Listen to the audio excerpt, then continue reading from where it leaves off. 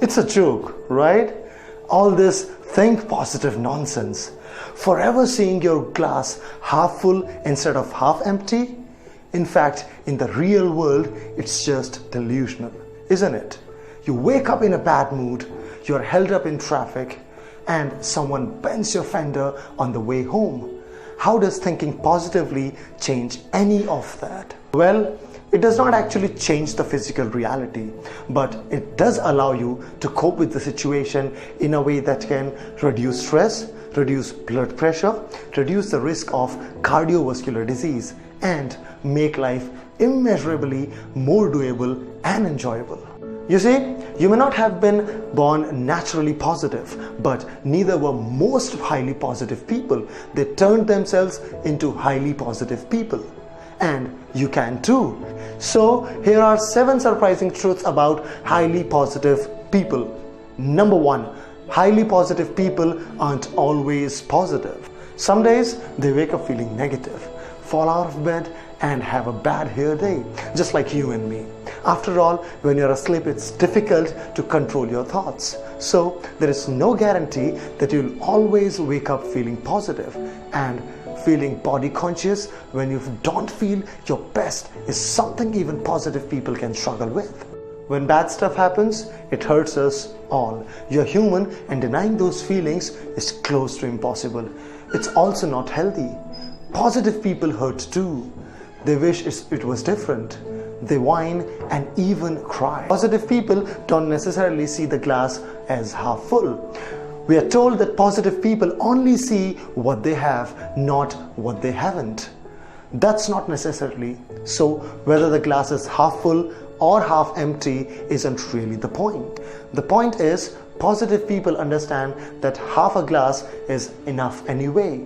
And after all, the glass could be empty. So even a half empty glass can be seen as positive. And if you are going to get super positive, even an empty glass can be refilled. So we're having a little fun with the concept, but rather than worrying if you see the glass as half full or half empty, concentrate on seeing the positive angle in either scenario. After all, if the glass contained poison, then seeing the glass as half empty might be the most positive interpretation of all. Positive people don't always live in the present.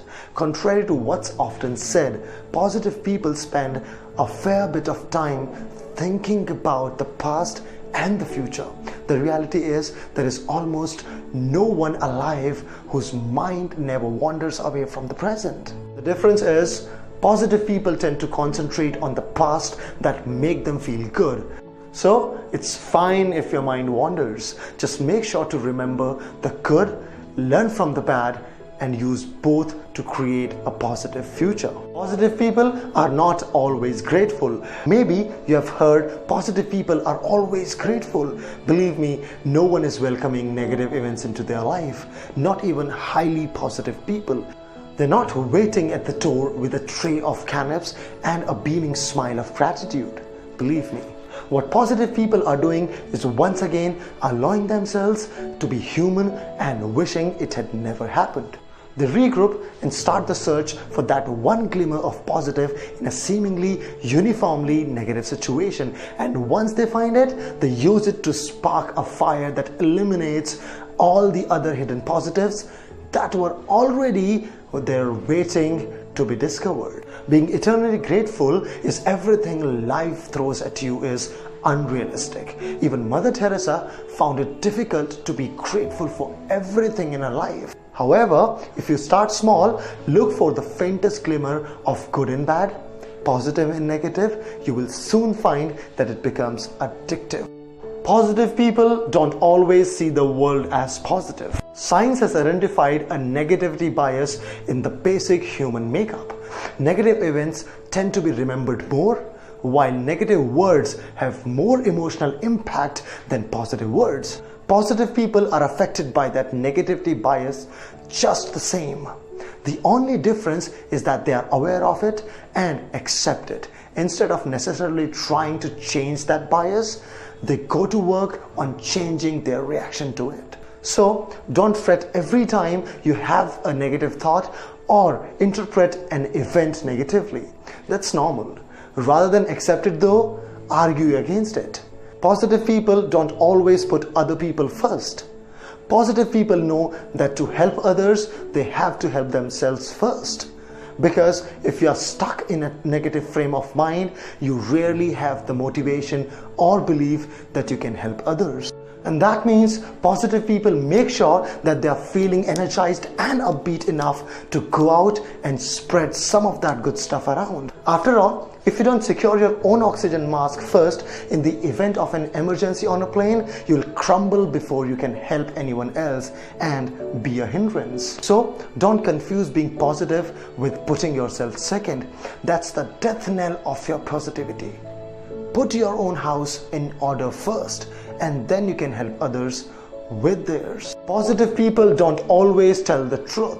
What's true can be very subjective. Negative people might think positive people blindly paint a rosier picture than is true. Equally, a positive person may view their negative counterpart as foolishly blind to the positive of a situation. But positive people are happy to add a little embellishment or exaggerate the good to create a greater positive reality.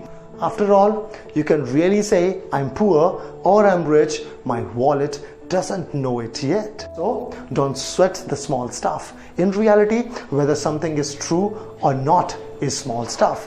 What really matters is how you react to it and whether you use it to pull yourself down or lift yourself up.